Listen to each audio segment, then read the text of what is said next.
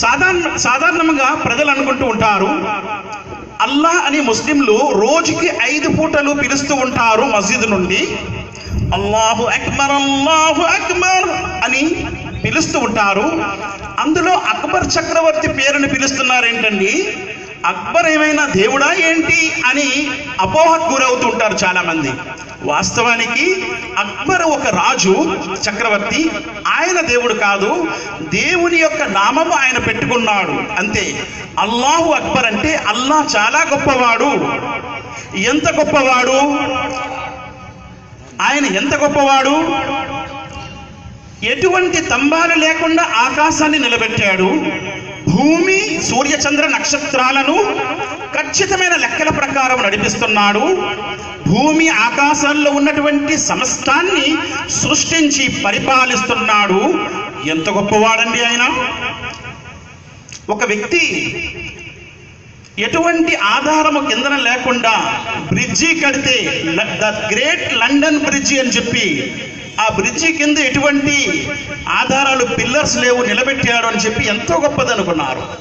ఇంత మహా ఆకాశం మన కల్లారా చూస్తున్నాము, దీనిని ఒక్క స్తంభం కూడా లేకుండా నిలబెట్టినటువంటి వాడు ఎంత గొప్పవాడు.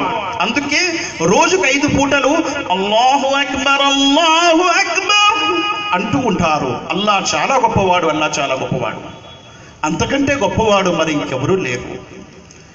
ఎందుకంటే భూమిపై ఉన్నటువంటి సమస్త జీవరాశుల యొక్క పోషకుడు. చాలామంది ఏమనుకుంటున్నారంటే, ఏమండి మరి మీ దేవుడు ఏం తింటాడండి?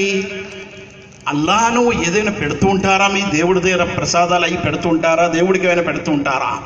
ఆయన ఏమంటున్నారు? మా ఉరీదు మిన్హుం మిర్ రిస్కిన్ వమా ఉరీదు అన్ యుతిమూన్ ఇన్నల్లాహు హువర్ రజ్జాకు జుల్ ఖువ్వతిల్ మతీన్. మీరు నాకు ఏ విధమైన ఆహారము పెట్టవలసిన అవసరం లేదు, నేను తినను కూడా, ఉపాధిని మీ నుండి కోరను. నేనే స్వయంగా సకల జీవరాశులకు ఆహార ప్రదాత, రజ్జాక్. భూమిపై 700 కోట్ల మంది మానవులు ఉన్నారు, అలాగే సమస్త జీవరాశులు ఉన్నాయి. ఇవన్నిటికీ రోజుకి కొన్ని లక్షలాది టన్నుల ఆహారం అవసరము. వీటిని సమకూరుస్తున్న వాడే అల్లాహ్. ఆయన్నే దైవం అంటారు.